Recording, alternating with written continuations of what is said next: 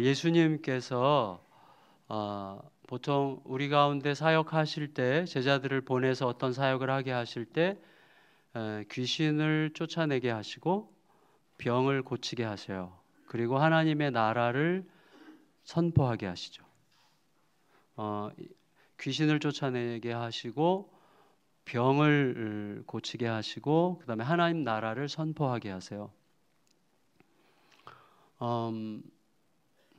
제가 지금 뭘 해야 되는 순서를 빠뜨린 게 없죠? 제가 그냥 말씀 전하면 되는 거죠? 그렇죠.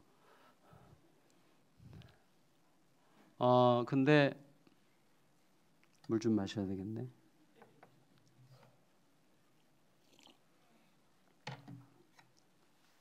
귀신을 쫓아낸다는 것은 무슨 의미죠? 우리가 미쳤다고 말할 수 있다면, 미쳤다는 것은 무슨 뜻이에요? 제정신으로 못 사는 거죠. 그래서 우리가 가끔씩 나 제정신이 아닌 것 같아 이렇게 얘기하는데, 그러니까 제정신으로 못 살게 되는 거죠. 귀신이 들렸다는 것은. 그래서 귀신을 쫓아내신다는 것은 제정신으로 살게 하시는 거죠. 우리가 가끔씩 이렇게 얘기할 때가 있어요. 요새 내 몸이 내 몸이 아닌 것 같아. 그렇죠? 내 몸이 내 몸이 아닌 것 같은. 그래서 내 몸으로 살지 못하는 게 병이죠. 그래서 내게 주신 그 몸대로 살지 못하는 게 병든 거예요. 그래서 내 몸으로 못 살아요. 그래서 원래의 그 내 몸으로 살게 하는 게 병에서 낫는 거죠. 그래서 병에서 나음으로 내 몸으로 사는 거죠. 그 다음부터. 그러니까 귀신을 쫓아내고 병을 고치는 것은 제정신으로 내 몸으로 살게 하는 거죠. 그러니까 원래의 자리로 돌아오게 하는 거죠. 원래의 자리. 그런데 그때 하나님의 나라를 선포하게 하시죠. 다시 말하면 하나님의 나라의 통치 질서가 뭐냐면 우리 되게 하는 거죠. 원래의 하나님이 주신 그 정신으로 그 몸으로 살게 하는 거죠. 그게 하나님의 나라예요. 그럼 하나님의 나라의 통치 방식이 뭐예요? 사랑이죠. 그래서 결국은 사랑으로 모든 게 제자리로 돌아가게 되어 있어요. 사랑으로. 그래서 하나님께서, 예수님께서 이 땅에 오셔서 이 교회를 세우신 결정적으로 중요한 이유가 뭐예요? 교회가 왜 사랑의 공동체가 되어야 되죠? 사랑의 방식이 아니면 제자리로 돌아오지 않기 때문이에요. 제자리로 돌아오는 게 불가능해요. 제가 아까 식사하면서 잠깐 간증 비슷하게 했는데, 제가 저희 둘째 딸과 원수였거든요. 저희 둘째 딸이 초등학교 6학년 때부터 고등학교 1학년 때까지 저랑 완전히 철천지 원수였는데, 저희 둘째 딸이 저랑 철천지 원수가 됐던 이유는 저희 둘째 딸이 제 아내를 너무 힘들게 했기 때문에, 제가 아내 없이는 못 사는 사람이라서 약간 과장하는 거예요. 근데 아내를 너무 힘들게 하는 이 딸이 너무 미워가지고 얘랑 싸우다 보니까 아주 원수처럼 됐었는데, 제가 고3, 얘가 고등학교 1학년 때 하나님께서 기도하는 중에 깨닫게 하셨어요. 너의 딸은 지금 자기 정신으로 사는 것도 아니고 지 몸대로 사는 것도 아닌데 너의 딸이 고쳐지는 길은 하나밖에 없다. 너에게 사랑하라고 준 딸을 너가 사랑하기 전까지는 너의 딸은 제자리로 돌아올 수 없을 거다. 이런 식의 감동을 주셨어요. 근데 제가 저의 딸을 사랑한다는 게 불가능하다는 것을 알았어요. 왜냐하면 저는 끝까지 기준을 포기하지 못하더라고요. 그러니까 너가 목사딸인 거, 내가 목사딸이 아니어도 돼. 목사딸처럼 안 살아도 돼. 그냥 인간이라면 너가 인간이라면 이렇게 해야지라고 생각한 것도 버리라고 하시더라고요. 왜냐하면 내가 분명히 너한테 말했지. 내가 너희를 사랑한 것 같이 너희도 서로 사랑해라 말했지. 근데 내가 너를 사랑할 때 어떤 조건이라도 건 줄 아니? 어떤 조건도 안 걸었어요. 심지어 조건을 걸 필요도 없어요. 우리는 어떤 조건도 충족시켜 드릴 수 있는 자들이 아니죠. 그래서 어떻게 했어요? 우리가 아직 죄인 되었을 때에, 우리가 하나님의 원수였을 때 우리를 위해서 하나님의 아들을 보내서 우리를 사랑하신 그 사랑이 우리를 바꿨죠. 그 사랑이 우리를 바꿨죠. 근데 우리는 우리 자녀들을 뭘로 바꾸려고 그래요? 율법으로 바꾸려고 그래요. 이렇게 하면 적어도 너가 이만큼은 해야 되는 거 아니야? 인간이라면 조건을 계속 걸어요. 그래서 그 조건을 웬만큼 우리 아이가 충족시켜 주는 것 같으면 사랑할 수 있을 것 같고, 그렇지 않으면 죽고 싶다고 생각해요. 그래서 제가 엄청나게 그날 회개했어요. 그리고 제가 사랑할 수 없는 존재임을 알았어요. 그래서 그때부터 계속 기도가 시작된 게 주여 저를 죽여주시옵소서. 내가 죽는 길 외에는 사랑할 수 없더라고요. 그래서 사랑이 죽음이라는 걸 그때 알았고, 그래서 제가 우리 아이 앞에서 날마다 죽었어요. 뭘 죽여요? 내 틀을 죽이는 게 사랑이더라고요. 내 틀을 죽이고 내 기준을 죽이고, 너가 인간이라면 적어도 이래야 되지 않냐라고 하는 모든 기준을 죽이고, 그냥 처음에 징그럽도록, 정말 징그러웠는데 사랑해, 너가 아빠 딸이어서 고마워, 이 말 하는 게 그렇게 힘들었어요. 근데 그 말을 자꾸 하다 보니까 얘가 고3 때쯤 되니까 그 말이 자연스럽게 나오고, 그리고 나서 이 아이의 미래가 항상 아슬아슬하고 너무너무 두려웠거든요. 근데 이 아이가 대학생도 되고, 공부는 아예 기대도 안 했어요. 근데 대학생도 되고 서울대학교에 들어가서 조금 남쪽에 있는 서울대학교예요. 저기 천안에 가면 남서울대학교라고 있어요. 좋은 학교. 저희 딸이 다녔기 때문에 무조건 좋은 학교인데, 그래서 그 학교 들어가고 그 학교 졸업하고 저희 교회 부목사랑 눈이 맞아서 결혼해서 사모님이 돼가지고 저희 둘째 딸이 사모님이세요. 제가 아주 존경하는 딸이에요. 사랑으로 제자리로 가는 거예요. 그게 하나님 나라의 통치 질서예요. 그러니까 예수님께서 교회를 세우신 것은 그거예요. 그래서 교회를 다니면서 가정이 지옥이라면 아직 하나님의 통치 질서가 안 들어가고 있는 거예요. 자기 목숨을 내어주는 사랑이 아직 시행이 안 되고 있는 거죠. 예수님께서 제자들, 오늘 아까 우리 읽은 본문에 보면 예수님께서 제자들을 데리고 얘들아 우리 호수 저편으로 건너가자 하셨어요. 호수 저편으로 건너가자 하신 이유가 뭐예요? 호수 저편에 뭐가 있어요? 거라사 마을이 있어요. 거라사 마을에 군대 귀신 들린 자가 있어요. 군대 귀신 들린 자로부터 귀신을 쫓아내서, 이 사람이 자기 몸으로 살지 않잖아요. 귀신이 지멋대로 갖고 노는 몸으로 살잖아요. 이 사람이 자기 정신으로 못 살잖아요. 그렇죠? 제정신이 아니게 사는 거예요. 그 사람에게서 귀신을 쫓아내므로 그 사람이 자기 몸으로 그리고 자기 정신으로 살게 하는 거죠. 그래서 그 사람 속에 하나님의 나라가 임한 거예요. 근데 예수님께서 거기 가셨다는 것 자체가 이미 엄청난 사랑이죠. 왜요? 풍랑이 있잖아요. 오늘 본문에. 그 한 사람 만나기 위해서 풍랑을 뚫고 가시는 거예요. 그 사랑으로 귀신을 쫓아내시고, 그 한 사람, 그 마을 사람들이 예수님 보고 두려우니까 예수님 나가달라 그랬죠. 근데 예수님은 그 사람을 남기셨어요. 그래서 그 사람이 그 마을에 새로운 생명의 역사를 위한 씨앗으로 남게 하셨죠. 자, 그런데 그 새롭게 제자리로 가게 하는 그 일을 위해서 건너가야만 하는 게 호수예요. 풍랑을 뚫고 가야 돼요. 죽음의 풍랑이 오는 거예요. 그런데 그 풍랑을 뚫고 가는 과정에서 제자들이 너무 당황했고 너무 무서웠고 놀랬고, 예수님을 흔들어 깨웠고, 예수님께서 일어나신 다음에 풍랑을 잠잠케 하셨죠. 그러고 나서 하신 말씀이, 아까 우리 장로님 기도하실 때 제가 은혜를 많이 받았는데, 장로님이 말씀 본문을 읽고 오늘 어떤 말씀인가 읽고 기도를 준비하셨어요. 너무 감사한데, 너희 믿음이 어디 있느냐라는 말씀을 하셨죠. 그렇죠? 너희 믿음이 어디 있느냐. 그래서 다시 말하면 그 제 몸으로 제 정신으로 하나님의 나라의 통치 질서에 따라 살아가서 생명이 있는 삶을 살게 하기 위해서 그리로 가기까지는 무엇이 필요한 거예요? 믿음이 필요한 거죠. 믿음. 근데 예수님께서 제자들에게 마땅히 기대하실 법했다고 생각하셨던 믿음이 없었어요. 근데 예수님께서 제자들에게 너희 믿음이 어디 있느냐라고 말씀하실 때 그 믿음은 어떤 믿음이냐를 우리가 오늘 좀 생각해 보려고 해요. 그 믿음은 어떤 믿음이냐 하는 거예요.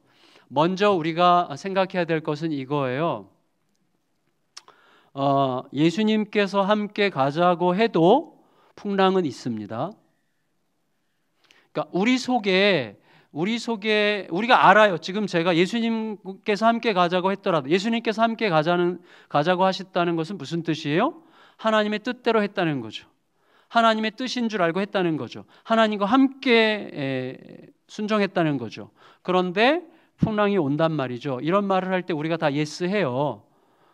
다 긍정하고 그렇지, 그럴 수 있지라고 긍정해요. 근데 실제로 우리의 삶에서 내가 온 힘을 다해서 주님을 열심히 섬겼는데 내 삶에 감당할 수 없을 것 같은 어려움이 오면 우리도 모르게 말해요. 하나님 나한테 왜 이러세요? 이렇게 말하게 되는 거예요. 그 말은 뭐냐면 내가 지금까지 열심히 행했던 것은 이것보다는 더 나은 대접을 받을 만한 거 아니었어요? 하나님, 내가 하나님의 뜻대로 순종했는데 이럴 수가 있습니까? 자, 그 말에는 어떤 전제가 깔려 있어요? 하나님의 뜻대로 순종하면, 하나님과 함께 동행하면 풍랑 따위는 없을 거라고 하는 전제가 있어요. 우리 속에. 그게 우리들의 생각의 습관이에요. 우리들이 그런 생각의 습관 위에서 살아가는 거예요. 그래서 믿음으로 열심히 살면 풍랑 같은 건 없어. 믿음으로 열심히 살면 애들도 대학에 척척 붙고 병도 척척 낫고 그럴 거라고 생각하면서 사는 습관에서 약간 벗어날 필요가 있어요. 왜 이 습관이 무서운가 하면 어떤 집안 애가 떨어지면 그러면 무슨 문제가 심각하게 문제가 있는 거예요? 거기 예수님께서 함께 계실 수 있는 거잖아요. 근데 우리는 어떤 집에 어려움이 생기고 어떤 집에 우환이 들고 애가 잘 안 되는 것 같고 그러면 뭔가 하나님과 동행에 심각한 문제가 있는 거라고 생각하는데 여러분 그럴 수도 있겠지만 그러지 않을 수도 얼마든지 있을 수 있다는 사실에 대해서 우리가 두려운 마음으로 조심스럽게 생각해야 돼요. 예수님께서 가자고 했어요. 예수님께서 가자고 하셨는데 풍랑이 왔어요. 예수님께서 가자고 하셨고 예수님과 함께 가고 있는데도 사람을 죽일 것 같은 풍랑이 오는 거예요. 저희 성도님들도요 가끔씩 그래요. 저랑 같이 이렇게 어디 가다가 신방 가다가 비가 와요. 비가 오죠. 근데 이렇게 한참 가다 보면 비가 그칠 때가 있잖아요. 그러면 꼭 이렇게 얘기해요. 성도님이 목사님이랑 함께 가니까 오던 비도 그치고 뭐 이렇게 얘기해요. 그다음에 막 이렇게 가다가 막 교통이 막 막혔는데 좀 가다 보니까 이렇게 교통이 막 뻥 뚫렸어. 그러니까 우리 목사님이랑 같이 가면 이렇게 막혔던 길도 뻥뻥 뚫리고 그래요. 그래서 제가 일단은 즐겨요.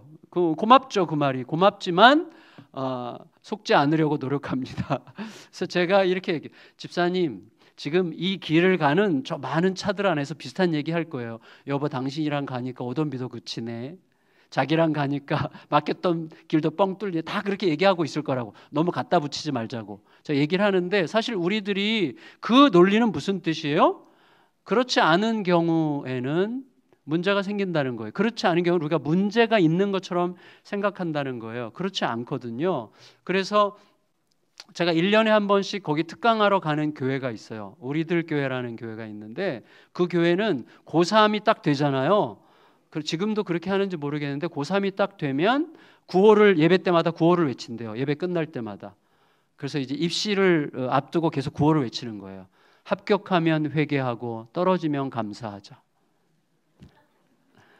합격하면 회개하고 떨어지면 감사하자. 왜냐하면 왜 합격하면 회개해야 되는가 하면 내가 혹시라도 떨어지면 신앙 버릴까 봐 내 신앙이 그 정도밖에 안 되는 걸로 하나님께서 아셔서 그냥 얘가 떨어지면 얘는 신앙 버리래야. 그래서 합격시켜 준 거고 내가 떨어진 것은 떨어져도 신앙 지키래야. 그래서 떨어뜨린 거니까 걱정하지 말고 합격하면 회개하고 떨어지면 감사하자. 물론 약간 장난하는 거죠. 말장난 비슷한 것이지만 거기에 어떤 의미도 담겨 있어요. 의미도 담겨 있으니까 우리는 너무 빨리 누군가의 불행에 대해서 너무 쉽게 믿음의 잣대로 보려고 하는 경향이 있는데 그건 매우 조심해야 되는 거예요. 그게 완전히 틀렸다는 게 아니라 굉장히 위험하죠. 왜냐하면 내가 그 어려움의 대상자라고 생각해 보세요. 우리 모두는 내가 바로 그 사람일 수 있거든요.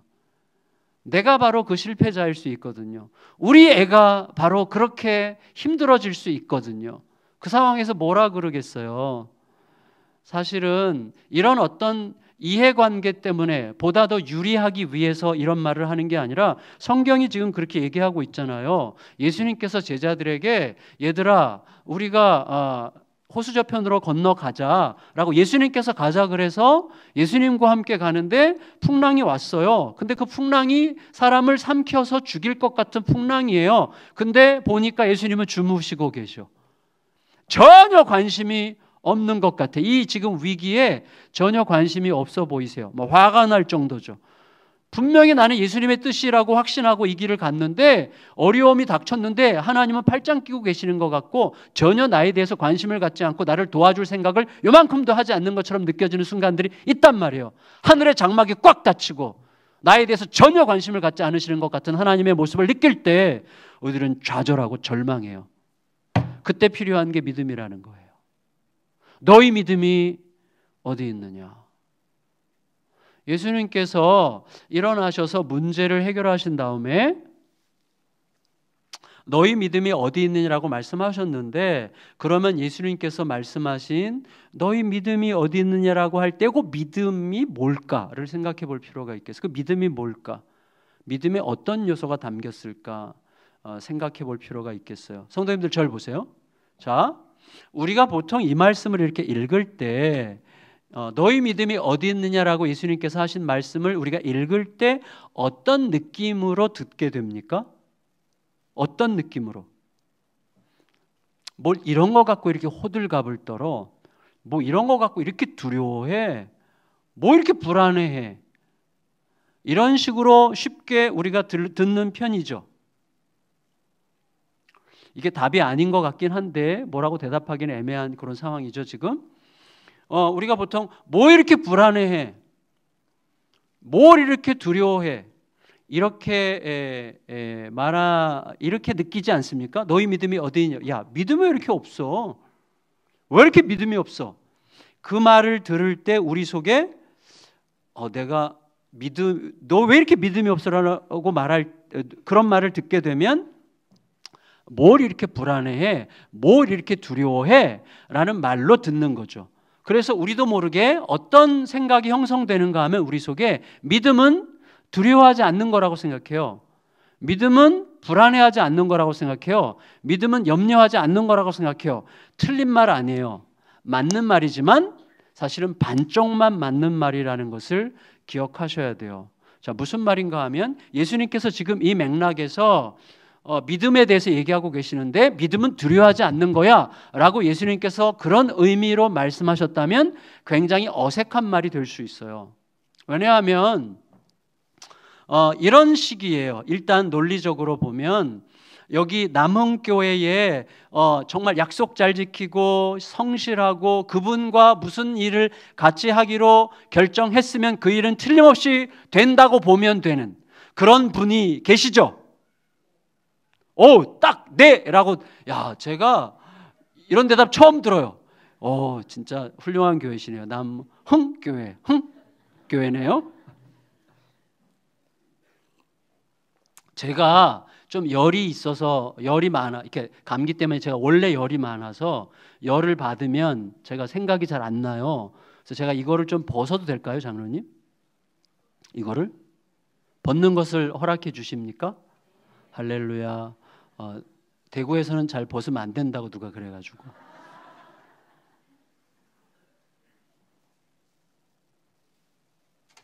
남은교회는 다른 교회네요. 분위기가 벌써 굉장히 밝으네요. 근데 여러분 아시죠? 대구 그러면 약간 대구의 교회 그러면 저 위쪽 사람들은 약간 칙칙할 거라고 생각해요. 엄청난 오해죠. 사람은 오해 속에 사는 거예요. 자, 그런데 중요한 건 뭐냐면 제가 어디까지 얘기했죠? 자, 정말 그분이랑 무슨 일을 같이 하기로 결정했으면 이거 완전히 됐다고 보면 돼. 그런 사람이 있단 말이에요. 그렇죠? 그래요. 근데 그분은 지난 30년 동안 한 번도 나와의 약속을 어긴 적이 없는 신실한 분인데 그분이 어느 날 나와 약속한 것을 어겼어요. 그러면 그때 제가 그분에게 어떻게 말하는 게 맞겠어요? 진짜 이 사람 뭐야? 어떻게 된 거야? 아니, 어떻게 이렇게 약속을 안 지킬 수가 있어? 이렇게 말하는 게 옳습니까? 아니면 와, 무슨 일이지? 이거 무슨 일이 있는 거야? 틀림없이 무슨 일이 있는 거야? 무슨 일일까? 라고 말하는 게 옳습니까? 라고 제가 물을 필요도 없어요. 뭐 당연히 두 번째죠. 그러니까 늘 평소에 잘 신실하게 약속 지키는 분이 어느 날 안 지켰으면 걱정을 해야죠. 무슨 일이 있으시구나. 자, 그러면 이 상황에 한번 생각해 보세요. 예수님의 제자들 중에 대다수는 어부 출신이죠. 갈릴리 호숫가에서 태어났고 갈릴리 호수에서 어릴 때부터 물고기 잡는 법 배웠고 헤엄치는 법 배웠고 아버지, 가족들, 삼촌 배 타고 따라다니면서 어릴 때부터 갈릴리 호수 혹은 바다에 익숙했고 그리고 나중에 어부가 되어가면서는 별의별 바람과 풍랑을 다 만났고 그리고 어떤 바람이 불면 그 바람이 어떤 바람인지 어떤 풍랑이 불면 이 풍랑이 어떤 풍랑인지를 순식간에 알 수 있고 그리고 갈릴리 호수에 관해서는 하여튼 베테랑들이죠. 그런데 그 베테랑들이 볼 때에 사람을 죽이는 풍랑이었다는 거예요. 그러니 그 베테랑들이 딱 판단했을 때 이거는 사람을 죽이는 풍랑이라고 생각해서 우리가 죽겠나이다 어떻게 좀 해주세요라고 예수님께 말씀드렸을 때 왜 이렇게 믿음이 없어라고 예수님께서 말씀하셨다면 뭐 이딴 거 갖고 이렇게 두려워해라는 말은 굉장히 성실한 어떤 사람이 한번 약속을 안 지킨 것에 대해서 뭐라고 힐난하는 것과 비슷하다는 거예요. 갈릴리 호수에서 익숙한 사람들이 와, 니네들이 이렇게 놀랄 만한 풍랑이면 진짜 무서운 풍랑이었구나 라고 말씀하셔야죠. 더구나 믿음이라고 하는 것이 두려워하지 않는 거라고 한다면 이게 어색한 게 예수님도 십자가를 앞에 두고 두려우셨어요. 그때 예수님께서 믿음이 없으셨던 건가요? 아니잖아요. 그러니까 믿음은 두려워하지 않는 요소가 있어요. 그렇지만 믿음은 곧 두려워하지 않는 것이다. 이건 안 해요. 믿음은 두려움의 요소가 있지만 두려워도 가는 게 믿음이죠. 염려하지만 염려가 있지만 가는 게 믿음이죠. 불안하지만 불안해도 한 걸음을 내딛는 게 믿음이지 염려와 두려움과 불안과 근심이 하나도 없는 게 믿음이라고 말할 수는 없는 거예요. 그렇죠? 그래서 저는 항상 이 사람이 믿음으로 행했느냐 믿음으로 행하지 않았느냐 이렇게 얘기할 때 이것은 51대 49라고 생각해요. 믿음으로 행한 사람이 불신과 의심과 염려와 근심과 두려움이 하나도 없어서 믿음으로 행한 게 아니라 불신과 염려와 두려움과 근심과 불안이 여전히 가득하지만 그러나 이 불안은 어디서 와요? 지금 돌아가는 상황에 대한 나의 판단에서 오는 거죠. 돌아가는 상황에 대한 내 판단보다 하나님을 더 믿기로 결정해서 한 걸음을 내디딜 때 그쪽으로 믿음의 길을 가는 거예요. 마치 시소 비슷해요. 시소 51쪽으로 시소가 기울어서 그 방향으로 가는 거예요. 근데 믿음으로 행하지 않았다고 할 때 믿음이 전혀 없지 않아요. 이 사람도 하나님을 믿는 마음이 있어요. 그럼에도 불구하고 현실에 대하여 너무 불안해서 못하겠다라고 생각하는 자기의 판단을 하나님의 말씀보다 조금 더 중요하게 생각하면 그냥 믿지 않는 길로 가는 거예요. 아주 작은 차이예요. 그래서 어떤 사람이 믿음으로 행했느냐 믿음으로 행하지 않았느냐 하는 것은요 백지장 차이예요. 근데 중요한 건 결론은 천지 차이예요. 그래서 우리가 그 백지장 싸움을 하는 거예요. 백지장 싸움. 그래서 불안할 때 불안을 의지하지 않는 것, 두려울 때 두려움을 의지하지 않는 것. 이 상황에 대한 하나님의 판단을 생각하는 거예요. 그러면 예수님께서 너희 믿음이 어디 있느냐라고 말씀하실 때 그 믿음의 요소가 뭘까? 뭘 믿음이라고 생각하시고 얘기하셨을까 하는 거예요. 제가 이 말씀을 드릴게요. 자, 절 한번 따라해 보시겠어요? 믿음은, 자, 힘차게, 믿음은 세기가 아니다. 믿음은 대상이다. 자, 믿음은 여러분 세게 믿으라고 믿습니까?의 믿습 여기에다가 이렇게 발음을 세게 하잖아요. 그래서 발음도 이렇게 돌리잖아. 미쉬 뭐 이렇게 하잖아. 하여튼 그래서 세게 믿으면 믿음이냐? 여러분 아무리 세게 믿어보세요. 저 같은 사람 아무리 세게 믿어야 나올 거 아무것도 없어요. 예, 저는 뭐 살도 없고 아무것도 없는데 아무것도 없어요. 저 같은 사람 아무리 믿어야 저를 아무리 세게 믿어보세요. 세게 아무리 세게 믿어도 아무것도 없어요. 믿음은 누구를 믿느냐 하는 거예요. 누구를 믿느냐. 세계적인 신학자 중에 단 칼슨이라는 분이 있는데 뭐 그분 기억 못해도 돼요. 근데 그분이 이런 재밌는 간단한 이야기를 했어요. 그게 뭐냐면 자 출애굽 때 이스라엘 백성들을 건져내기 위해서 하나님께서 애굽에 10가지 재앙을 내리셨죠. 그렇죠? 근데 계속해서 애굽 왕 바로가 완악해서 이스라엘 백성들을 안 보내주죠. 그래서 마지막에 하나님께서 내리신 심판이 뭐예요? 장자를 죽이는 심판이죠. 근데 장자를 죽이는 심판으로부터 면제되어 이렇게 구원을 얻게 되는 조건이 있어요. 그게 뭐예요? 양의 피를 바르는 거죠. 그래서 모세가 이제 여러 사람들을 보내가지고 이스라엘 백성들 사이에 보내면서 이제 내일 이러이러한 심판이 있을 건데 하나님께서 양을 잡아서 양의 피를 받아서 그 피를 문설주랑 이렇게 바르면 살 거라고 말씀하셨다. 그럴 때 어떤 믿음이 좋은 우리 석 목사님 같은 분은 아멘. 그리고 바로 가서 이제 양을 잡아가지고 주님 기도하는 마음으로 양피를 받아가지고 주여 살 길을 주셔서 감사합니다. 그리고 막 믿음으로 싹 발랐어요. 그리고 막 감사한 마음으로 기다리는데 그 옆집에 어떤 정목사 같은 사람은 옆집의 사람은 뭐야 무슨 장난해? 지금 장난하는 거야 도대체 뭐야 무슨 아니 고쳐주려면 그냥 아니 자기 백성 몰라? 하나님이 다 아신다며. 다 아신다며 왜 자기 백성을 몰라? 알아보셔야지. 알아서 피해 가셔야지. 무슨 피를 바르고 왜 예매한 양을 죽여?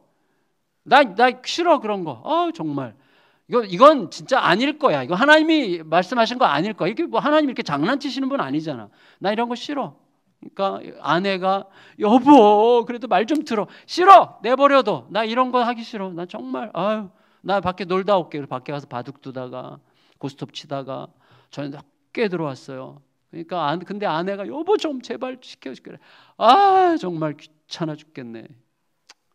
그리고 할 수 없이 양을 잡아가지고 귀찮아하면서 그냥 문설주에다가 양피를 대충 발랐어요. 자, 그 다음날 하나님께서 심판의 천사를 보내셨을 때 누가 구원받았고 누가 구원받지 못했습니까? 둘 다 받았죠. 자, 이거 굉장히 중요한 요소예요. 자, 뭐냐면 근데 우리들은 어떻게 신앙생활 하는 줄 아세요? 내가 어떻게 하면 하나님으로부터 사랑을 더 받을 것처럼 생각하고 살아요. 내가 어떻게 못하면 하나님으로부터 덜 사랑받을 것처럼 생각하고 살아요. 우리들은. 그래서 신앙생활이 신속하게 종교생활로 바뀌는 거예요. 자, 무슨 말인가 하면 잘 들으세요. 종교는 뭐냐면 종교는 나에 대한 신의 보상, 나에게 주시는 신의 보상을 여기서 내가 결정하는 게 종교예요. 그래서 절에 가서 더 많은 복을 받으려면 더 많이 절하면 돼. 가서 50번 절하는 거랑 5,000번 절하는 거랑 신으로부터 기대하는 보상의 크기가 달라. 더 많이 받고자 하면 더 많이 내가 여기서 헌신하면 돼. 더 많이 갖다 바치고 더 많이 절하고 하면 신으로부터 더 많은 것을 받을 거라고 생각하는 거예요. 맞죠? 그러니까 뭐예요? 신이 나를 조금 사랑하게 할 수도 있고 나를 많이 사랑하게 할 수도 있는 그것을 누가 쥐고 있어요? 내가 쥐고 있죠. 맞죠? 아닌가? 맞죠? 그게 종교라니까요.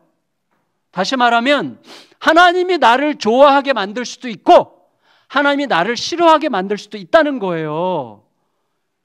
하나님이 나를 별로 안 좋아하게 하시려면 간단해요. 지멋대로 살면 하나님께서 나 별로 안 좋아하실 거예요. 내가 정성을 다해서 하나님을 섬기면 하나님이 나 무척 좋아하실 거예요. 그러면 결국 뭐예요? 내가 하나님을 조종하고 있는 거죠. 나를 좋아하게 하시는 것도 나를 싫어하게 하시는 것도 내가 여기서 어떻게 하느냐에 따라서 달라지는 거잖아요. 그러니까 내가 조종할 수 있죠, 하나님을. 저는 그런 하나님 믿고 싶지 않습니다.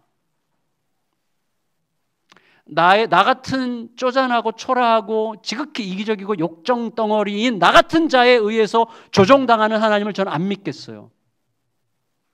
하나님은 우리에 의해서 조종당하시는 분이 아니에요.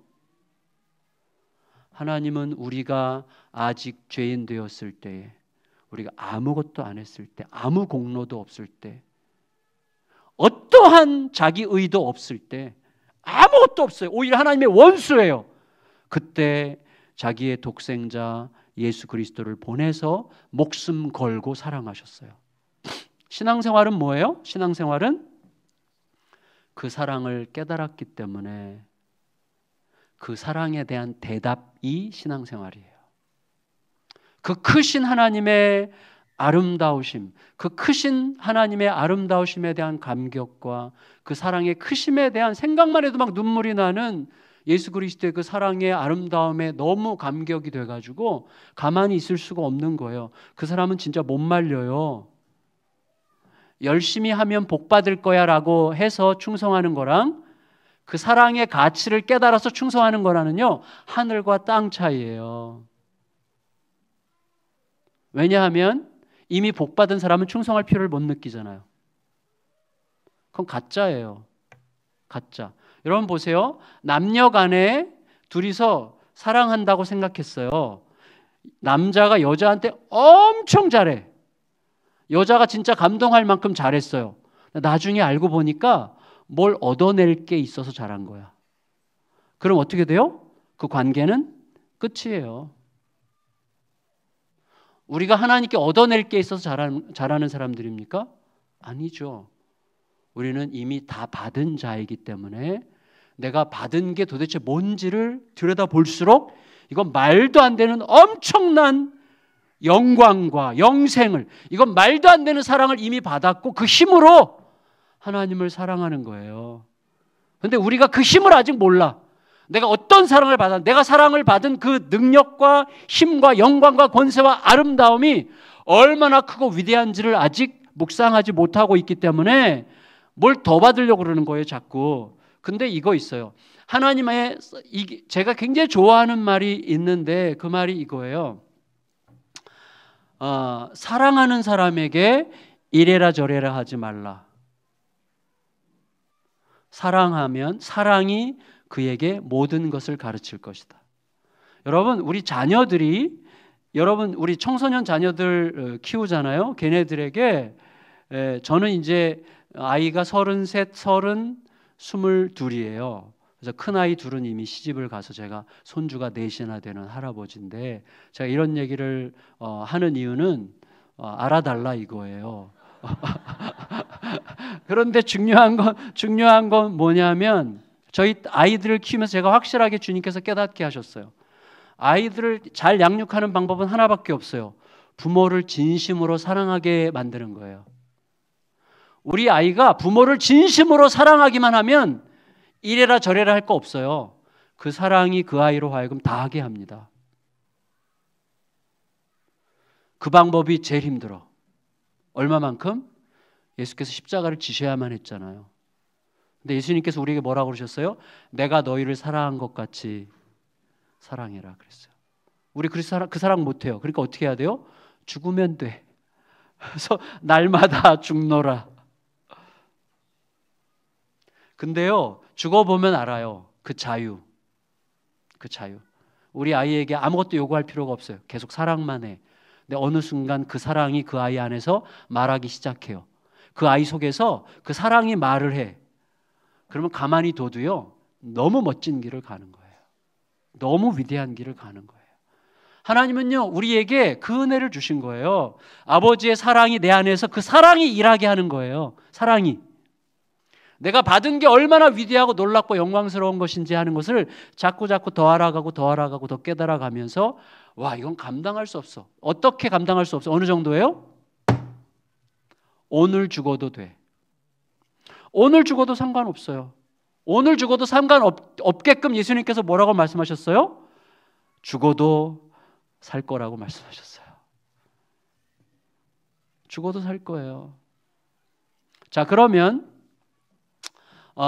믿음, 예수님께서 믿음을 얘기하실 때 믿음은 세기가 내가 얼마나 세게 믿느냐, 얼마나 강하게 믿느냐의 문제가 아니라 믿음의 대상이 누구냐 하는 거죠. 그래서 예수님께서 너희 믿음이 어디 있느냐라고 말씀하실 때 그 믿음에 담겨 있는 세 가지 요소를 제가 오늘 간단하게 말씀을 드리려고 하는데, 이 세 가지 요소를, 질문인데 이 세 가지 질문을 잘 마음에 담으시고 그리고 질문에 잘 대답하면서 하루하루를 사시면 최소한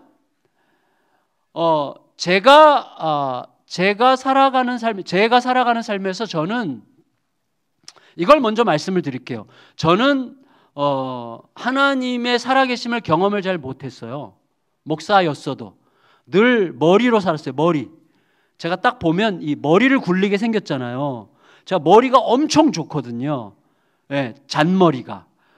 자, 잔머리가 굉장히 발달해 있어가지고 어떤 문제가 딱 터지면 답이 보여요. 그냥 먼저 문제가 생겼을 때 답이 보여. 그래서 그냥 보이는 답대로 하면 웬만큼 돼. 근데 이게 저주라는 것을 제가 알았어요. 왜냐하면 하나님께서 개입하시지 않아도 되는 인생이야. 하나님께서 함께 하시지 않아도 돼. 그게 얼마나 무서운 저주라는 것을 제가 뒤늦게 깨닫고 어떻게 이걸 바꿔가기 시작했는데, 이 세 가지 질문이 사실 지금도 저를 끌고 가고 있는 질문인데, 이 세 가지 질문을 잘하고 잘 대답하시면 여러분의 삶이 확실히 달라질 것을 제가 말씀드릴 수 있을 것 같아요. 이 세 가지 질문, 아주 단순하고 기본적인 질문인데 너무나 중요한 질문이에요. 이 세 가지 질문이 곧 믿음이에요. 너희 믿음이 어디느냐라고 말씀하실 때 그 믿음에 해당되는 요소가 바로 이 세 가지예요. 바로 대상에 관한 이야기예요. 믿음의 대상. 자, 따라해 보세요. 첫째, 둘째, 셋째인데 첫째 이건 안 따라하셔도 돼요. 여러분 진짜 너무 사랑스러웠어요. 첫째 이런 거 안 따라하셔도 됩니다. 자, 첫째는 뭐냐면 너의 인생의 선장이 누구냐? 다시요. 너의 인생의 선장이 누구냐? 두 번째는 그 선장을 누구라고 생각하느냐? 세 번째는 그 선장이 뭐라고 말했느냐? 이 세 가지를 담고 있는 게 믿음이에요. 잘 기억해 주세요. 너의 선장은 누구냐? 너는 그 선장을 누구라고 생각하느냐? 그 선장이 뭐라고 말했느냐? 세 가지가 믿음의 핵심 요소라고 생각하시면 돼요. 자, 너 인생의 선장은 누구냐? 지금 선장은 목적지를 향해서 앞서 가는 분이죠. 예수님께서 호수저편으로 건너가자고 하셨죠. 그렇죠? 예수님의 선장이 어떻게 할 수 있어요? 결국은 제자들이 어떻게 할 줄 모르다가 예수님께 부탁하잖아요. 예수님, 그 배 주인한테 부탁하지 않아요. 예수님께 부탁했어요. 사실 예수님이 선장이라는 거죠. 그렇지만 예수님은 선장이라고 모르는 채 부탁한 거예요. 자, 무슨 말이냐면 예수님, 여기 우리 성 목사님께서 성도님들 한 분 한 분 1:1 목사님 목양실에서 1:1 만일에 면담을 하신다면 이런 질문을 한다면 집사님, 권사님, 장로님, 인생의 선장이 누구라고 생각하세요? 라고 묻는다면 우리들은 정말 진지하게 하나님이라고 대답할 거예요. 저는 그렇게 믿습니다. 저도 똑같이 그렇게 대답해요. 우리의 인생의 선장은 틀림없이 하나님이죠. 맞죠? 맞죠? 자, 하나님이에요. 근데 하나님이지만 하나님이 아니에요. 이게 우리들의 삶이에요. 우리의 인생의 선장은 분명히 하나님인데 하나님이 아니에요. 제가 2009년 8월 달에 개척할 때 정말 믿음으로 개척한다고 확신했고 믿음으로 지금까지 온다고 확신했어요. 믿음으로. 그래서 항상 어떤 방법도 생각하지 않고 믿음의 길을 가겠다고 아주 단호하게 결단하면서 갔는데, 그런 저에게 어떤 일이 생겼는가 하면 저희 교회가 이제 개척 3주년 기념으로 학교를 열기로 했어요. 그래서 유치원부터 초등학교 5학년까지를 뽑아가지고 아이들 36명, 교사 7명 뽑아서 학교를 시작을 했어요. 근데 이제 아이들이 조금씩 늘어나다 보니까 그때 저희가 상가 7층에 교회가 있었어요. 상가 7층에 조그만 이거의 한 4분의 1 정도 되는 공간을 얻어서 거기서 교회를 시작했는데, 학교를 하다 보니까 공간이 애들 교육시킬 공간이 없어요. 유치원 1학년, 2학년, 3학년, 4학년, 5학년 다 각각 수업을 해야 되는데, 뭐 5명이 됐든지 6명이 됐든지 각각 수업을 해야 되는데 교실이 그렇게 나오질 않아요. 그래서 식당 빌려가지고 잠옷실에서 막 이런 데서 수업을 하는 거예요. 그러니까 교인들이 미쳤지. 지금 공교육은 다 공짜인데 여기 지금 대안학교는요, 한 달에 50만 원씩 학비를 내야 돼요. 그런데다가 이렇게 지금 그 앞에 동네 학교들은 시설이 그렇게 좋은데 여기 식당에서 수업하면서 거기에 고인들이 믿음으로 보낸 거예요. 그러니까 미쳤어요. 근데 아무래도 안 되겠다 싶어서 저희 이제 전 교인 공청회를 했어요. 어떻게 하면 좋겠는가 그랬더니 성도들이 땅을 사서 학교 겸 예배당을 집시다. 싼 땅을 찾아서 이제 막 다닌 거예요. 그러다가 이제 저희 원래 있던 상가에서 차를 타고 한 10분 가면 아주 외진데, 그리고 대중교통도 없는 데다가 싼 땅을 사가지고 남의 교회 묘지를 3,500평을 사가지고 거기를 이제 이장을 시키고 거기서 이제 학교 겸 예배당을 진 거예요. 그런데 땅값과 건물 다 해서 한 100억 정도가 들었어요. 그러니까 저희가 개척 3주년 때니까 이게 미쳤죠. 근데 성도들이 진짜 너무 놀랍게도 25억 정도를 헌금했어요. 그리고 나머지는 국민은행에서 대출을 해줬는데, 저희 교회가 그때 이게 좀 빠르게 성장하는 편이었어가지고 국민은행이 이 정도면 2년 후면 이렇게 갚을 수 있겠다 해서 해준 거예요. 그래서 처음에 계약할 때는 원금과 이자 상환이 매달 4,800만 원이었어요. 매달.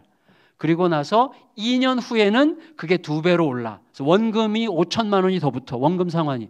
그래서 매달 9,800만 원씩을 2년 후에 내야 되는 거죠. 그 조건으로 그때는 뭐 그게 유일한 대안이었기 때문에 과감하게 했어요. 진짜 믿음으로 했어요. 믿음으로. 선장은 하나님이시지. 믿음으로 간 거예요. 2년 동안 놀라운 기적이 일어날 거라고 확신했어요. 그리고 2년 동안 아무 일도 일어나지 않았어요. 교회가 정체됐어. 그대로. 그러니까 교회 재정이 똑같아요. 지출은 계속 저희가 선교, 복지 이런 거는 줄이지 않기로 하고 계속 늘려가기로 했기 때문에 지출은 계속 느는데 헌금 수입은 약간만 늘었기 때문에 그냥 또이또이가 됐어요. 그러니까 2년이 지났는데도 더 이상 여지가 없어요. 4,800만 원씩을 겨우겨우 갚아나가는 상황이 됐는데 한 달 앞두고 있었어요. 한 달. 이제 한 달 지나면 매달 1억씩을 내야 되는데 이건 불가능해. 제가 초조해지기 시작하는데요. 이건 진짜 어느 정도로 초조해지기 시작했는가 하면 가만히 있어도 이렇게 입술이 마르고, 주일날 아침에 교회를 가다가 휴거가 있으면 좋겠어요. 휴거. 그래서 주일날 교회를 가다가 갑자기 하늘로 증발해 버리고 싶은 거예요. 누가 나를 뒤에서 받아가지고 중환자실에 들어가고 싶어. 정신없이. 그러니까 아예 이걸 생각하고 싶지 않은 거예요. 막 너무너무 고통스러운 거예요. 너무 초조해. 그래서 한 3주 남겨놓고 제가 이제 특별 작정 기도를 하는 거예요. 죄송해요. 제가 좀 약간 날라리 목사라서 제가 새벽 기도를 잘 안 가요. 그래서 저희 교인들이 목사님 새벽 기도 좀 나와주세요 이렇게 부탁할 정도예요. 제가 참 날라리가 있어요. 근데 그때는 얼마나 얄궂게도 새벽에 맨 앞에 가서 앉아가지고 막 기도를 하는 거예요. 기도를 하는데 이런 목사를 보고도 참 성도들이 교회를 다닌다는 게 참 미안한데, 근데 어쨌거나 저희 성도들이랑 저 사이에 어떤 약속이 있어서 그래요. 근데 중요한 건 뭐냐면 막 기도를 하는데 제가 이렇게 기도하는 거예요. 하나님, 저 죽겠습니다. 너무 불안해서 너무 두려워서 진짜 도망가고 싶고 증발해 버리고 싶고 어떻게 되면 좋겠습니다. 너무 힘이 듭니다. 어떻게 하면 좋아요? 그러면 하나님이 이렇게 물으세요. 항상 이 교회를 누가 시작했느냐? 하나님이십니다. 이 교회를 누가 책임져 왔느냐? 하나님이십니다. 이 문제를 누가 책임진다고 생각하느냐? 하나님이십니다. 그러면 답이 와요. 근데 야, 내가 시작한 내 교회고 내가 지금까지 책임져 왔고 내가 선장이고 내가 이 문제도 해결할 건데 너 왜 이렇게 불안해? 네가 해결하는 것처럼 왜 이렇게 불안해하니? 맡겨! 그러면 맡겨! 그 확신에 벌떡 일어나서 아멘! 아멘! 하면요 막 마음에 그 담대한 평화가 쫙 찾아와요. 내게 강 같은 평화가 쫙 흘러요. 그 평화가 일주일 가요. 수명이 딱 일주일이야. 일주일 지나면 또 불안하고 막 그래서 똑같이 기도해. 주여 불안합니다. 힘듭니다. 이 교회를 누가 시작했느냐? 이 교회의 주인이 누구냐? 누가 책임지느냐? 주님이십니다. 아멘. 그럼 또다시 평화가 찾아와. 한 3일 가요. 이게 한 달이 지나갈수록 점점 짧아져서 마지막 일주일을 내버려 두고는요, 아침의 평화, 저녁 때 불안. 이게 아침 평화, 저녁 불안. 이게 너무 힘든 거예요. 제가 어떤 인간인지 그때 알았어요. 믿음이 없더라고. 하나님이 선장이라는 것은요, 실제가 아니에요. 그래서 불안해서 진짜 어떻게 할 줄 모른다, 어떻게 할 줄 모르겠다 이런 생각이 들고 있는데 저희 교회에 그 초등학교 교사들이 되게 많아요. 저희가 이제 저희 지역 특성이 그런지 하여튼 교사들이 한 100명이 넘어요. 근데 저희 교회 교사 중에 저기 서울의 잠실에 교통회관이라고 있어요. 거기 2층에 새마을금고 서울시 택시 운전사 조합 새마을금고가 있는데 거기 대출 담당자랑 친구야. 초등학교 동창. 근데 어떻게 얘기가 돼가지고 그 사람이 우리 교회 사정과 형편을 지점장에게 다 얘기를 해가지고 조사를 딱 해보니까 새마을금고가 대신 해줄 수 있겠다는 거예요. 그래서 연락이 왔어요. 지점장님이 예수양남교회 전체적인 이렇게 재정 지표를 보니까 괜찮다고. 우리 새마을금고로 갈아타세요. 그러면 국민은행보다는 이자가 0.몇 프로 더 비싼데 큰 차이는 아니라고. 대신 새마을금고는 30년 동안 이자만 내도 됩니다. 그러니까 30년 동안 저희가 매달 4,800만 원씩 나가던 것도 뭐 9,800이 아니라 매달 한 2,500만 원, 3,000만 원만 내면 되는 거예요. 와, 그때 그 전화를 받고 전화를 딱 끊는 순간 그 평화가 찾아오는데 이 평화는 하나님이 주시는 평화랑 질적으로 완전히 다른 거예요. 지점장이 훨씬 더 위대하더라고요. 하나님보다. 하나님이 내가 책임질게라고 했을 때 그 평화는요, 수명이 짧아. 길어야 일주일이야. 지점장이 우리가 책임지겠습니다라고 하니까 이게 그치질 않아. 이 평화가 계속되는 평화예요. 그때 제가 심각해진 이유는 물론 이렇게 생각해도 돼요. 하나님께서 지점장을 통해서 응답하신 거다. 그렇게 생각해도 되고 그렇게 해도 저는 별 문제 없다고 인정해요. 저는 그때 아니었어요. 왜냐하면 그때 제가 굉장히 찔렸는데 제가 기도하면서 하나님께서 응답하셨을 때 느꼈던 그 평화의 그 퀄리티, 그 질과 새마을금고 이사장, 그 지점장이 우리가 책임질 수 있습니다라고 말했을 때 그 평화의 그 질, 그 퀄리티가 완전히 다르더라고요. 제가 하나님보다 새마을금고 지점장을 훨씬 더 신뢰하고 있는 것이 느껴지니까 이게 찔려서 못 살겠는 거예요. 그래서 제가 급하게 장로님들을 오시라고 그랬어요. 장로님들께 장로님 지금 이러이러한 일이 생겼고 이렇게 좋은 소식이 있습니다. 그런데 제 속에 이런 갈등이 있습니다. 어떻게 하면 좋겠습니까? 근데 저희 장로님들은요 진짜 단순하게 그리고 매우 무책임하게 대답하셨어요. 목사님 믿음대로 하세요. 그래서 공이 저한테 다시 넘어왔어요. 공이. 제가 심각하게 기도하고 결론을 내렸어요. 그래서 새마을금고에 전화해서 정말 고맙다. 안 하겠다. 고맙지만 안 하겠다. 전화를 끊고 먼저 선포를 하고 성도들 앞에 얘기했어요. 여러분 그동안 되어진 일을 쭉 설명을 했어요. 여러분 그때 저희 교회가 7년 그죠? 교회 개척 한 6년 차인가 됐어요. 6년 차인가 7년 차 됐을 때 한 1,500명 정도 이렇게 출석하고 있을 때요. 정통 성도들에게 그랬어요. 여러분, 지금 이런 상황인데 우리의 선장이 하나님이신 것을 우리가 인정할 수 있는 기회라고 생각합니다. 하나님께서 우리의 선장인 것을 우리가 이제 인정하고 믿음으로 갑시다. 새마을금고에 안 하겠다고 제가 선포했습니다. 당회에서 믿음대로 하라 그래서 제가 믿음대로 했습니다. 대신에 여러분, 이 교회가 만일에 오래 못 버티고 문을 닫으면 이 지역교회가 얼마나 부흥하겠습니까? 이 지역교회를 위해서 우리 교회 문을 닫읍시다. 그리고 그러나 하나님께서 살려주시면 계속 가라는 뜻인 줄 알고 갑시다. 선언했어요. 굉장히 교묘하게 성도들의 팔을 비튼 거예요. 성도들이 주여 하면서 기도했어요. 아멘 하고 기도했어요.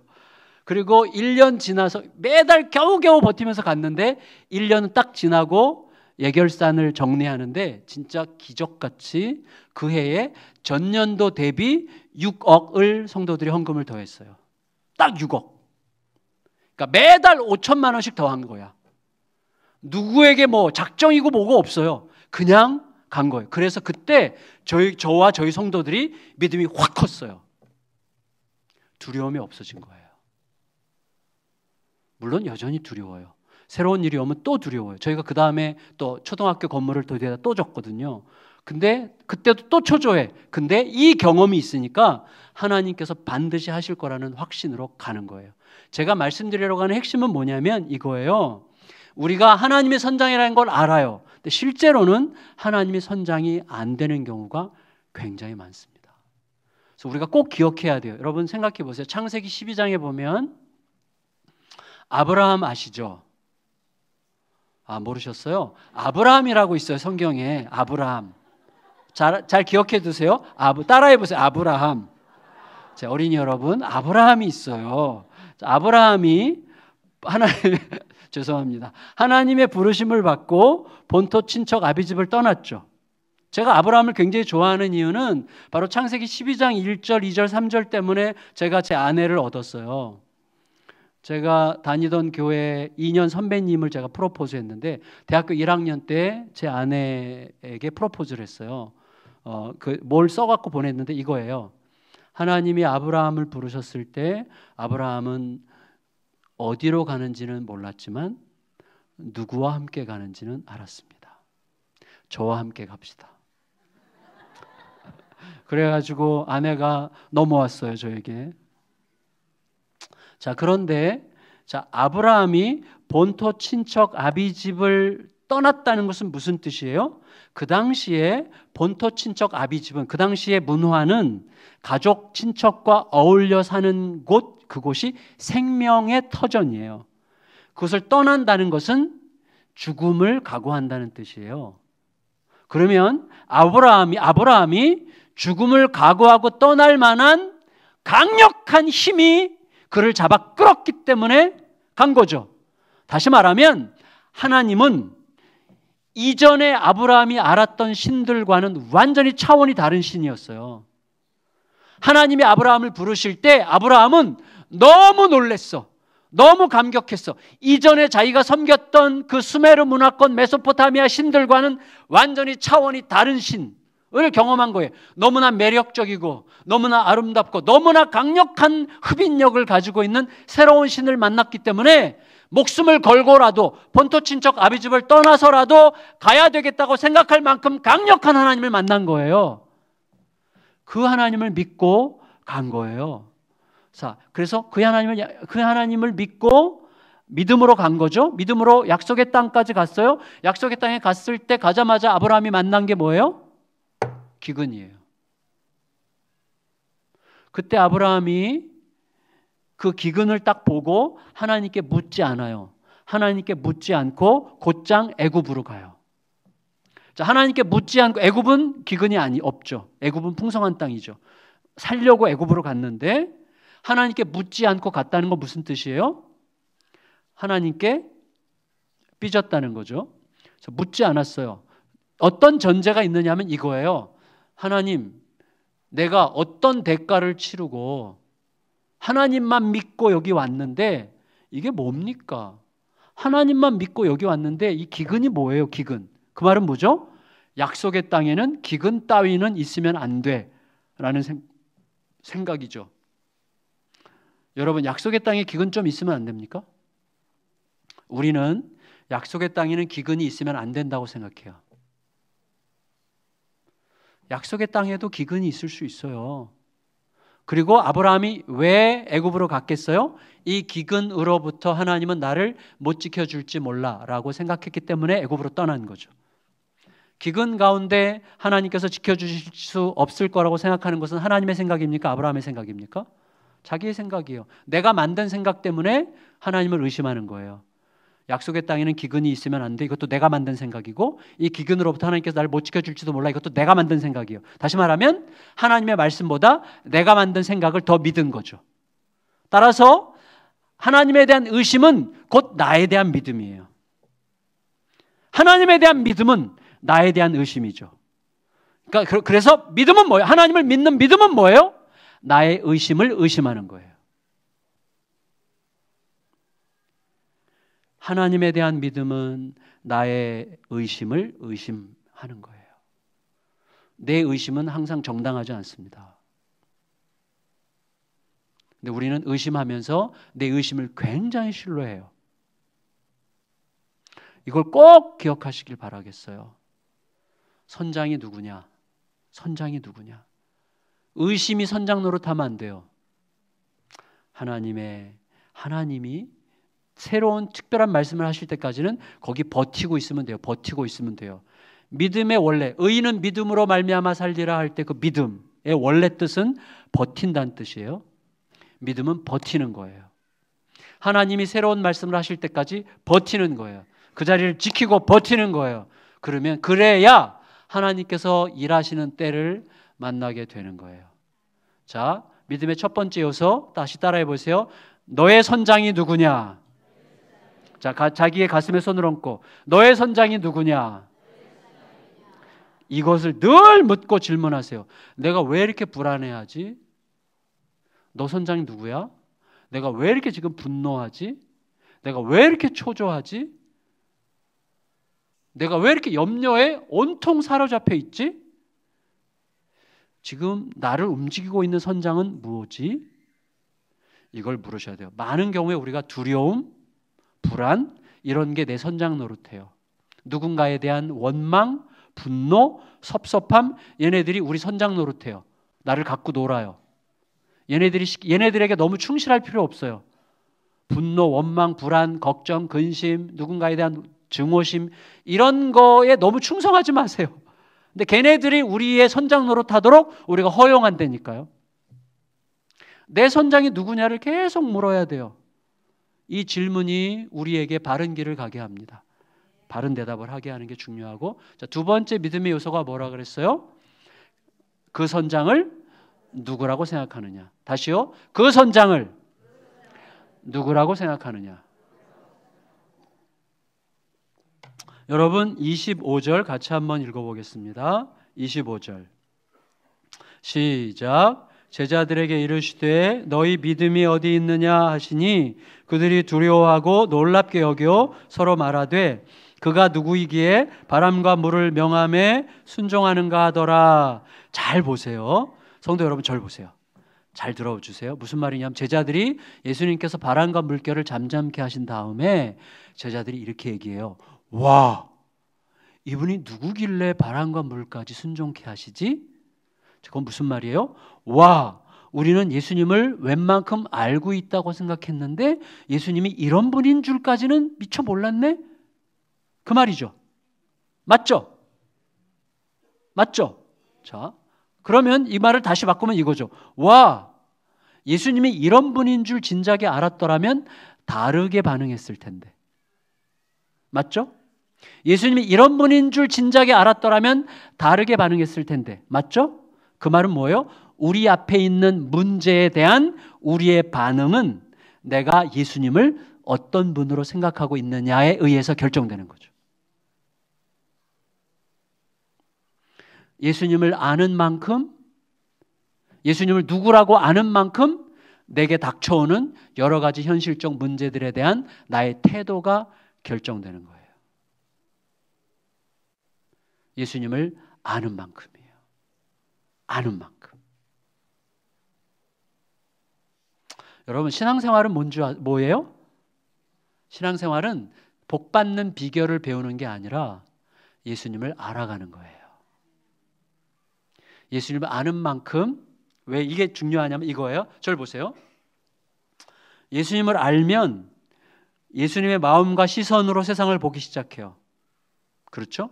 예수님의 마음과 시선으로 세상을 보기 시작하면 그 마음과 그 시선이 없을 때 행동하고 선택했던 것과 다른 행동과 선택을 하게 해요. 우리의 인생은 어떤 행동과 어떤 선택에 의해서 빚어지는 결과물이에요. 어떤 선택을 하느냐, 어떤 결정을 하느냐가 어떤 인생을 만드는 거예요. 근데 어떤 선택을 하고 어떤 결정을 하느냐는 내가 어떤 눈을 가지고 세상을 보느냐가 만드는 거예요. 근데 그 눈이 예수님의 눈이라면, 하나님의 눈이라면 인생은 확실하게 성공하는 인생이에요. 하나님이 지으신 세상에서 왕이신 하나님의 시선으로, 그 시선으로 보는 대로 결정하고 선택하면서 가는데 어떻게 실패합니까? 이런 거랑 똑같은 거예요. 제가 굉장히 유치한 예를 들면 보세요. 제가 정대리예요. 석과장님이에요. 제가 다니는 회사 저 정대리와 석과장님인데 석과장이 정말 못됐어. 그래가지고 석과장님 때문에 회사 다니기가 너무 싫어. 막 얼마나 나를 갈구는지 못 살겠어요. 정말 회사 다니는 게 너무너무 싫어. 이 회사를 계속 다녀야 되나? 내 인생은 왜 이러나? 왜 그런 인간을 만나가지고 그냥 등치는 커가지고 왜 이렇게 나를 괴롭히는가? 목소리만 좋으면 다야? 하면서 이제 막 내가 막 속으로 욕하는 거예요. 어느 날 회사 가기가 그렇게 싫은데 어느 엘리베이터를 딱 탔는데 회장님을 만났어요. 엘리베이터에서. 회장님이 정대리지? 회장님 저를 아세요? 야, 당연히 알지. 어떻게 저를 아세요? 내가 너 입사할 때부터 좀 주목하고 있어. 그리고 너 이 회사가 그렇게 만만한 회사가 아니다. 많이 고생할 거야. 근데 한 가지 분명히 알아도 걱정하지 마. 내가 너 끝까지 책임지고 키워줄 거야. 무슨 일이 있어도 걱정하지 마. 그 말 듣고 엘리베이터 내려서 사무실 들어갔는데 석 과장이 어제처럼 똑같이 또 갈구기 시작해. 막 난리야. 그러면 제가 어제와 똑같은 상황이지만 오늘은 갑자기 짖어라. 뭐 대수야? 짖어? 여러분, 이게 하나님 앞에서 살아가는 삶이에요. 제가 유치하게 말씀드렸지만 하나님은 만왕의 왕이세요. 이 세상은 왕의 세상이에요. 그 세상에서 사는데 그 왕과 소통하여 그가 누군지를 아는 만큼 우리들은 세상에 대한 담대함으로 세상을 보는 눈을 얻게 되는 거예요. 흔들리지 않아요. 이게 너무 중요한 거예요. 너무 중요해요. 그래서 이것을 내 인생의 선장을 누구라고 생각하느냐가 우리들의 인생을 결정할 거라는 것을 가장 잘 보여주는 내용이 바로 달란트 비유예요. 달란트 비유. 여러분 잘 들어주세요. 달란트 비유라고 있어요. 성경에. 달란트 비유 아세요? 알죠? 마태복음 몇 장에 나오죠? 하는데 25장에 나오죠. 마태복음 25장에 나오는 달란트 비유를 가만히 보면 5달란트 받은 사람, 2달란트 받은 사람, 1달란트 받은 사람이 있어요. 5달란트 받은 사람과 2달란트 받은 사람은 각각 5달란트, 2달란트를 남겼고 1달란트 받은 사람은 못 남겼어요. 그러면 그 달란트 비유를 들을 때 우리가 또 가르칠 때 우리가 5달란트 받은 사람이나 최소한 2달란트 받은 사람처럼 남기고 싶다고 생각하면서 그 말씀을 듣든지 남기는 사람이 되라고 그 말씀을 가르치든지 둘 중에 하나지 1달란트 받은 사람처럼 되라고 가르치지는 않죠. 예수님께서도 그 말씀을 하실 때 듣는 제자들이 나도 5달란트 받은 사람처럼 2달란트 받은 사람처럼 돼야지 라고 생각할 거라고 예측하시면서 말씀하셨겠죠. 근데 중요한 건 뭐냐면 이게 하나님 나라 비유라는 거예요. 하나님 나라의 비유 핵심이 뭐냐는 것을 얘기하는 건데 자 보세요. 5달란트 받은 사람과 2달란트 받은 사람이 어떻게 해서 남겼어요? 학자들에 따르면 한 달란트가 뭐 2억, 3억 얘기하는데 2억이라고 해도 5달란트면 10억이에요. 10억을 주인으로부터 받아서 10억 남겨서 20억 갖고 왔어. 근데 어떻게 남겼어요? 어쩌고 저쩌고요? 장사를 했죠, 당연히. 장사하면 다 남깁니까? 열심히 하면 다 남깁니까? 자, 이게 핵심이에요. 사실은 우리가 몰라요. 왜냐하면 성경이 안 가르쳐줘. 남겼다는 말은 있는데 어떻게 해서 남겼는지가 없어요. 그래서 우리도 몰라. 근데 남겼대. 그러니까 우리도 남겨야지. 라까지만 얘기하는데 어떻게 해서 남겼는지는 몰라요. 그래서 못 남겨. 그럼 어떻게 해요? 어떻게 해서 남겼는지가 안 나오는데 그러면 이거 무슨 말씀이에요? 이게 도대체 힌트라도 있어야지 해서 보니까 결정적 힌트가 있는 거예요. 결정적 힌트가 한 달란트 받은 인간이야. 자, 한 달란트 받은 사람이 못 남겼죠. 왜 못 남겼어요? 감춰뒀죠. 왜 감춰뒀어요? 무서워서. 왜 무서워요? 장사했다가 말아먹으면 안 되니까. 아니, 장사했다가 말아먹으면 좀 어때? 안 되지. 왜 안 돼? 주인이 어떤 인간인데.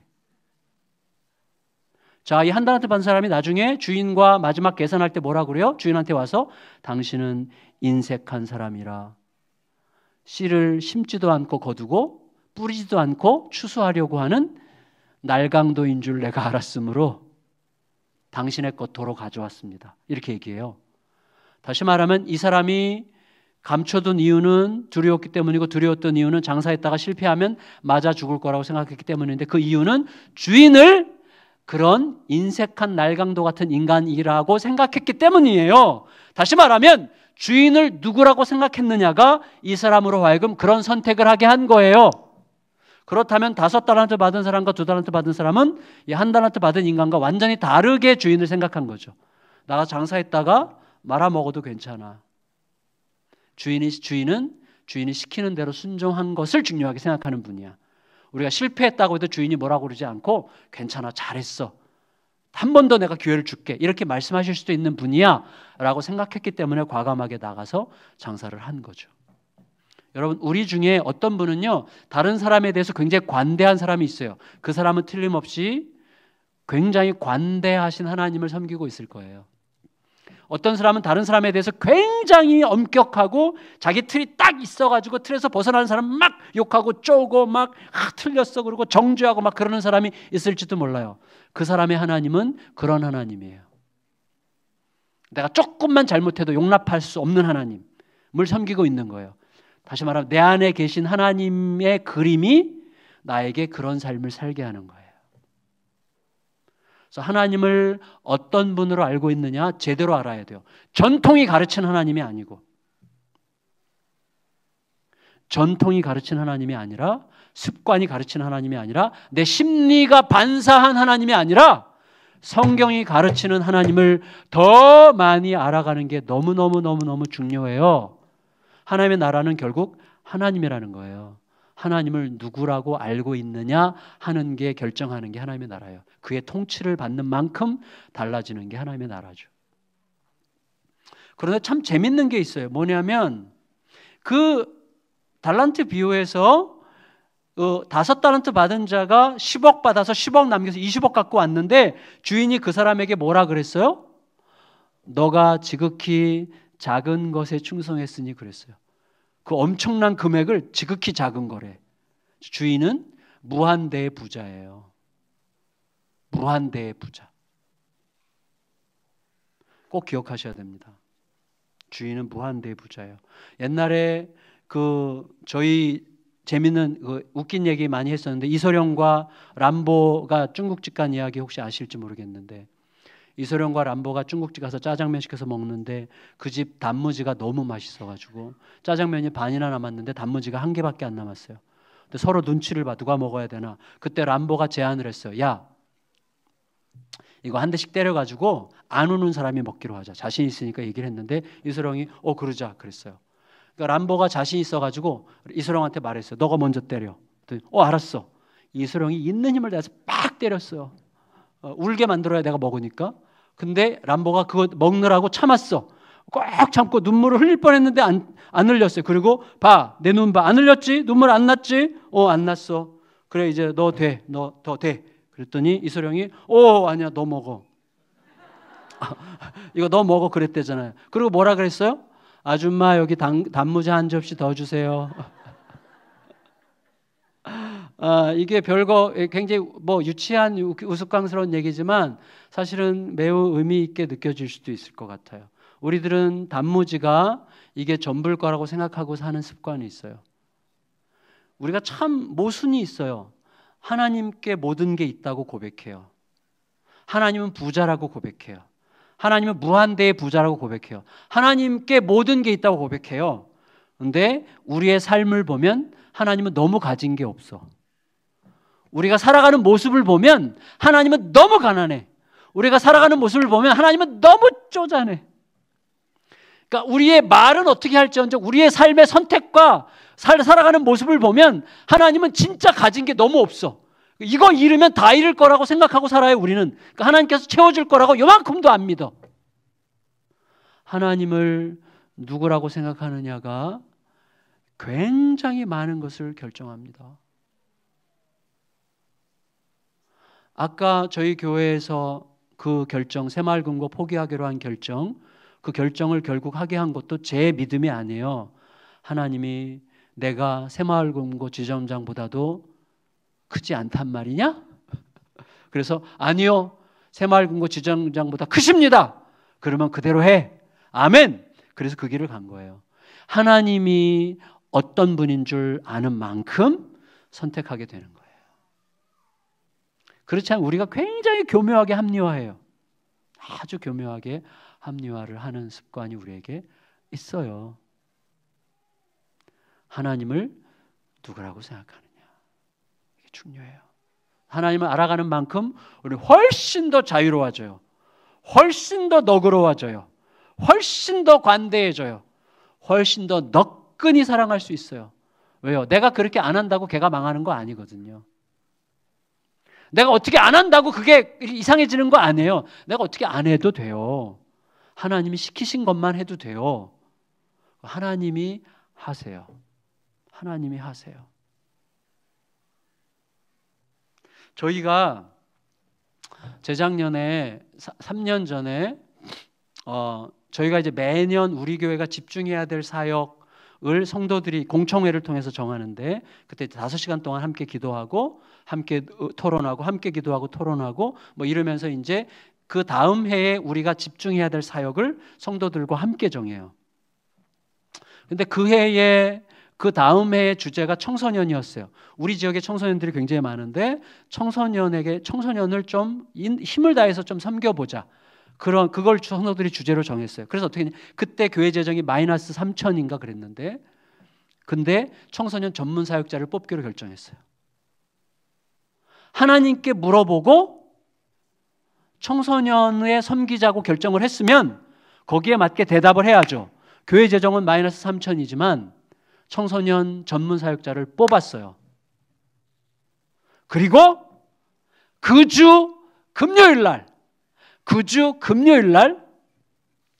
서울 압구정동에 있는 S교회 권사님 한 분이 찾아와서 저희 교회에 청소년 사역을 위해서 써달라고 3,500평을 기증해 주셨어요.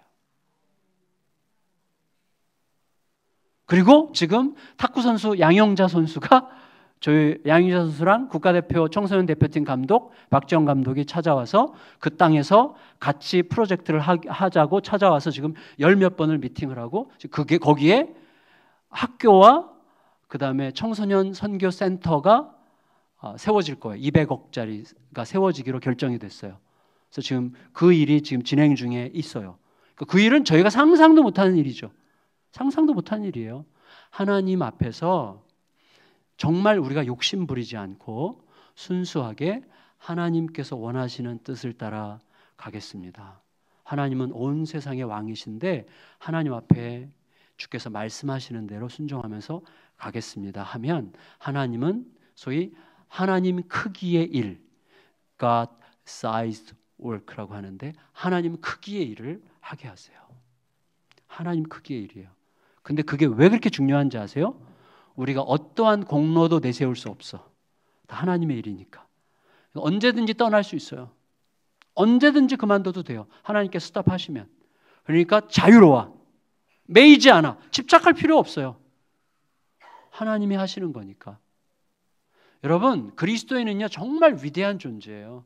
믿음으로 산다는 것은요 진짜 너무너무 놀랍고 신기한 것입니다. 어떻게 우리가 온 땅을 주신 창조주 하나님과 지금 이 인격적 관계와 사귐 속에 그분에 대한 신뢰, 너무나 당연한 건데 그 당연한 신뢰가 모든 일을 이루게 하는 놀라운 삶을 살고 있는 거예요. 우리가 그렇게 살지 않아요. 왜? 내 한계에 갇혀가지고 하나님을 굉장히 쪼잔하고 가난하고 별 볼 일 없고 무능한 하나님인 것처럼 말은 유능하고 말은 무한하시고 말은 전지전능하시고 말은 무소부재하시고 말은 모든 것을 행하실 수 있는 하나님이지만 말은, 행동은 하나님은 너무 가난하고 너무 쪼잔하고 너무 인색하고 너무 아무것도 아니고 요거 저 사람에게 뺏기면 나는 완전히 쫄딱 망할 것처럼 생각하게 만드는 그런 하나님을 섬기고 있다니까요. 우리의 선장은 그 정도밖에 안 된단 말이에요. 너의 선장을 누구라고 생각하느냐. 그게 믿음이에요. 믿음은 선장을, 내 인생의 선장을 어떤 분으로 생각하고 있느냐가 믿음이에요. 믿음은 아까 내가 얼마나 세게 믿느냐가 아니에요. 그를 누구라고 알고 있느냐가 믿음이에요. 믿음은 대상이에요. 마지막 세 번째. 따라해 보세요. 그가 뭐라고 말씀하셨는가?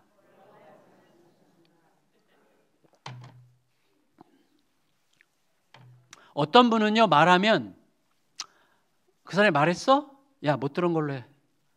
그런 사람도 있고 그 사람이 말했어? 야, 걱정하지 마.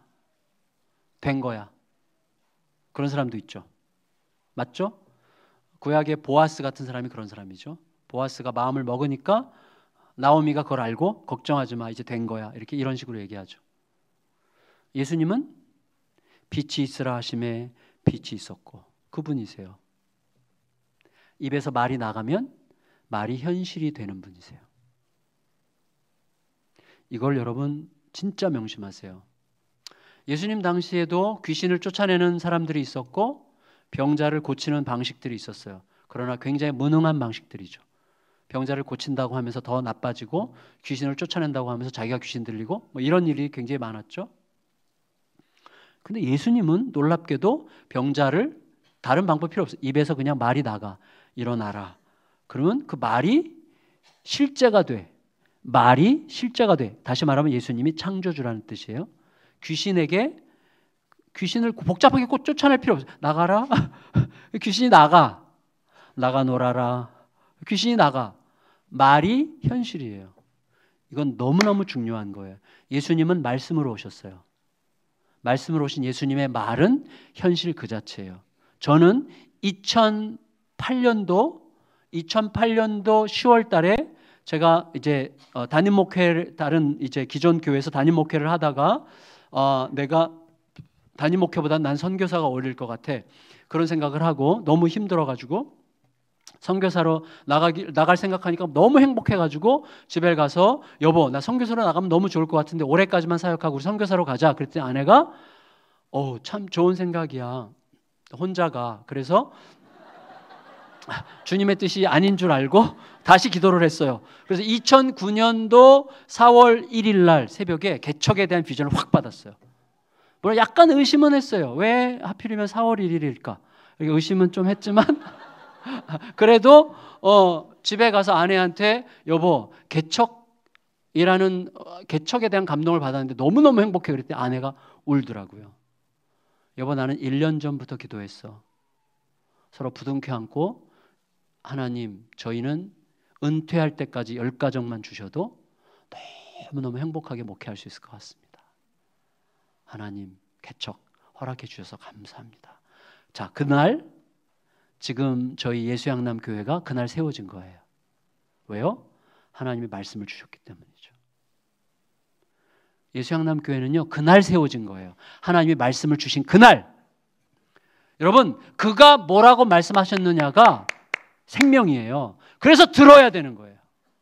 그래서 들어야 되는 거예요. 근데 우리가 왜 못 들어? 왜 잘 못 듣죠? 어떻게 하면 잘 듣죠? 그게 내일이에요.